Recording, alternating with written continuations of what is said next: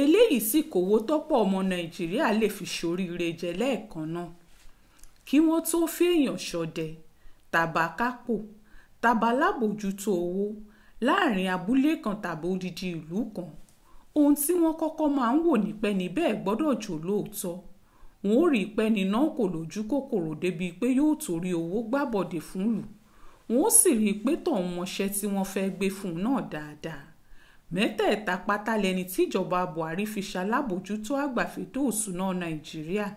Ahmed Idris yìí kò ní o, kò lóòótọ́ ẹyọ kan báyìí. Olójú kòkòrò ẹ̀dá ni. Bẹ́ẹ̀ ni kò kójú òṣùwọ̀n láti ṣiṣẹ́ táwọn Buhari gbé fún un. Ìyà ohun tíjọba yìí ṣe ló ń jẹ gbogbo ọmọ Nàìjíríà báyìí. Nítorí ọkùnrin náà nìkan ti dá $100 bílíọ̀nù owó náírà jẹ. Owó tí wọ́n lọ́kùnrin yìí kó jẹ yìí.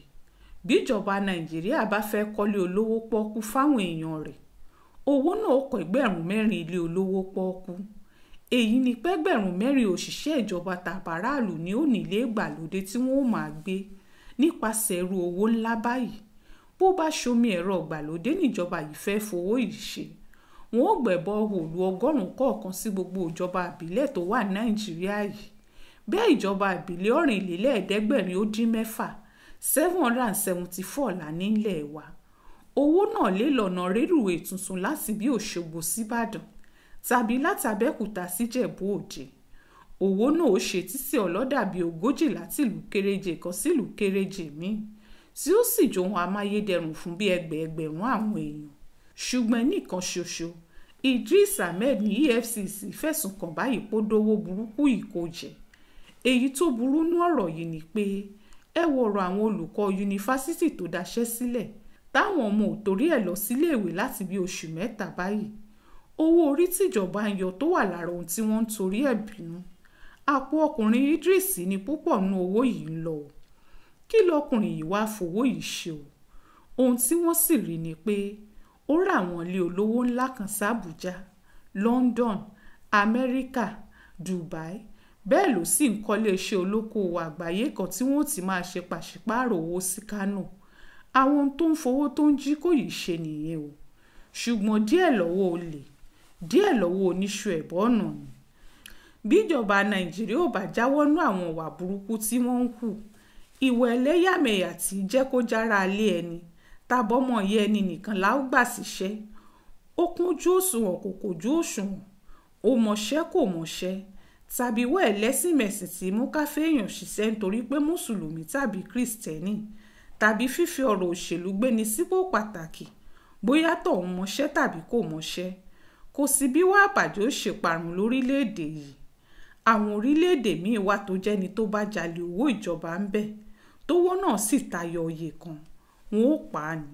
Ṣùgbọ́n lọ́dọ̀ tiwa ń bí yìí, ọ̀rọ̀ ẹ̀sìn làwa ń torí ẹ̀ pààyàn. Ẹni tí wọ́n bá fẹ̀sùn kàn pò ń bánà bí làwa ń jù kó pa. Bó ti jẹ́ pọ́mọ Haúsá tàbí Fúlàní ló kówó mì yìí, ìbá ní wàhálà rẹ̀ ó mọ o.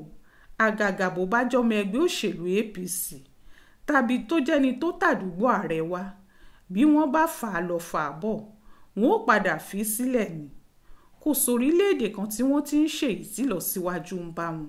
Nígbà tẹ́nìkan ṣoṣo bá kówó tó yẹ kó ṣàǹfààní fẹ́ gbẹgbẹ̀rún èèyàn jẹ, tó sì kówó náà jẹ, tí ìjọba ti wo òríyá gidi kan fi jẹ, tó jẹ́ ń gbẹ̀yìn, wọn ò fi sílẹ̀ tí ó máa yan kiri ni. Wọ́n lè jù sẹ́wọ̀n ọdún 2 ń gbẹ̀yìn. Kódà wọ́n lè jù sẹ́wọ̀n ọdún 10 tàbí kó lọ́dún díẹ̀ tí wọ́n ó tún ní kó jáde kó máa lọ. Bẹ́ẹ̀ ni kò ní kówó tó jí kó sílẹ̀ o. Báwo ni Nàìjíríà ó ṣe ní lọ síwájú nú èyí? Ariwo tá ò gbọ́n bẹ̀rẹ̀ nìyí.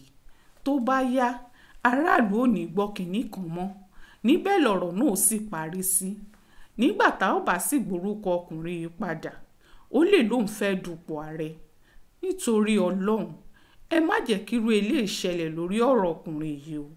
Ẹ tiẹ̀ fi rú òun ìjófin kí gbogbo àwọn òṣìṣẹ́ ìjọba àtàwọn olóṣèlú tó kù rí pé ní bá ṣerú èyí kò ní farare lọ.